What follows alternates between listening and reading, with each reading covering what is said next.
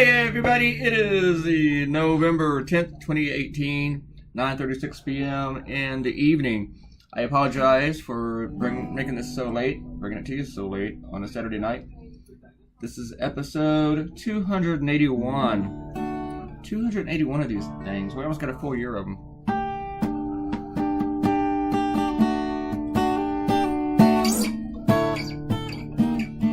This is a subject that was really, it's a great example where it's hard to do satire on reality.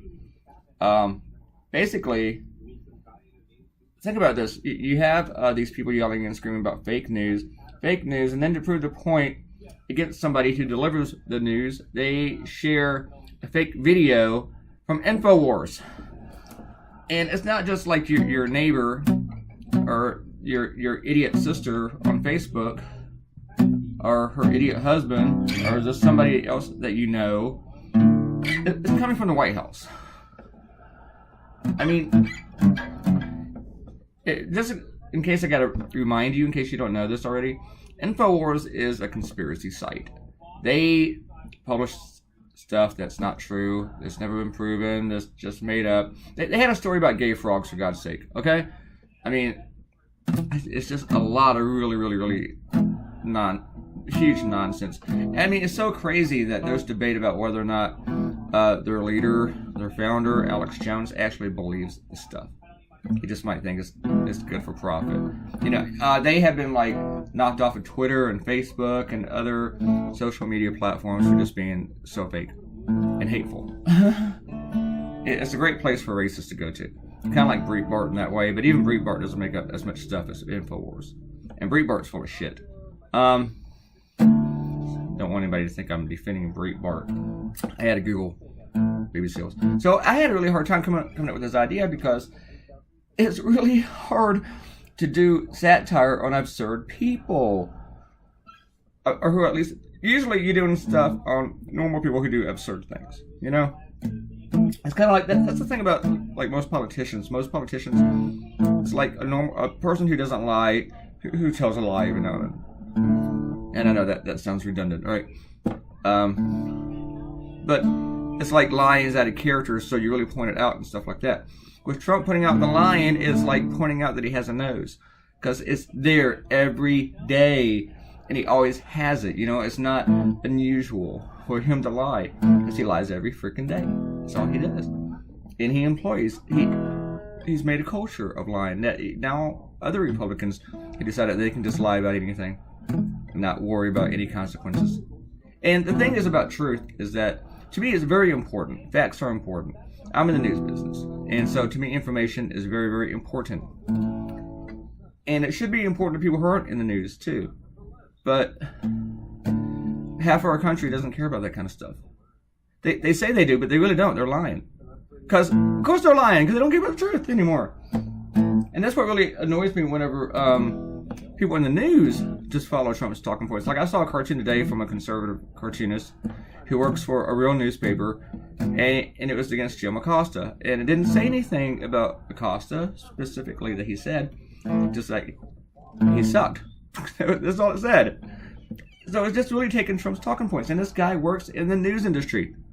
I saw another one a couple days ago from the new guy in Pittsburgh, where they love Trump, the paper. And it was the same thing. Jim Acosta's ridiculous.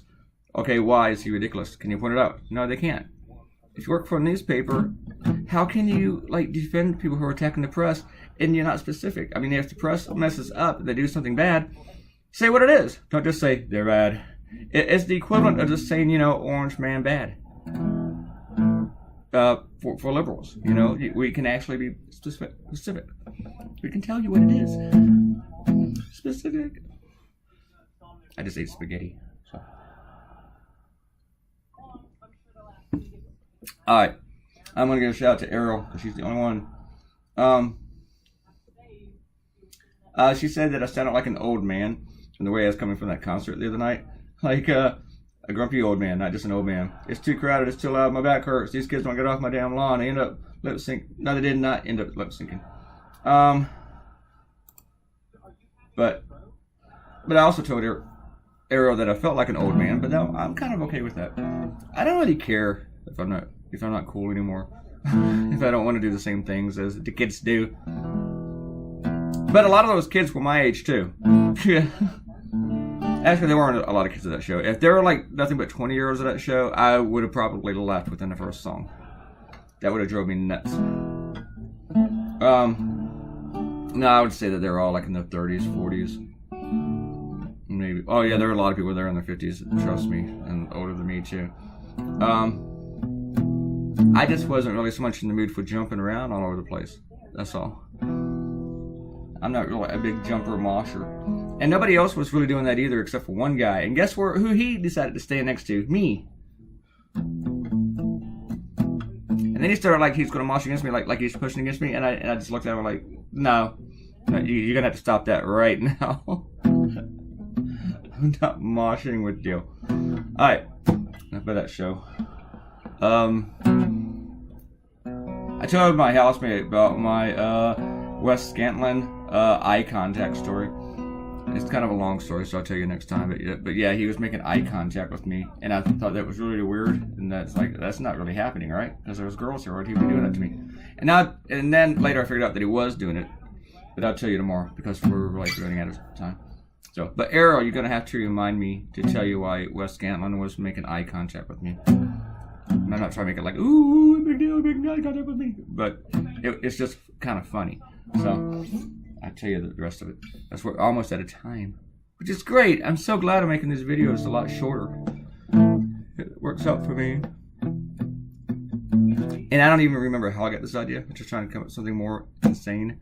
It's hard to come up to be more crazier than the White House and stupid. Somebody did comment on the way that I drew her mouth and stuff. They said, why would you do that? It looks just like her. You shouldn't do that to her. So that was kind of funny. Click the red button, subscribe, please, and leave a comment, and I will give you a shout out. Don't make Arrow do all the heavy lifting for you and all the work. Goodbye.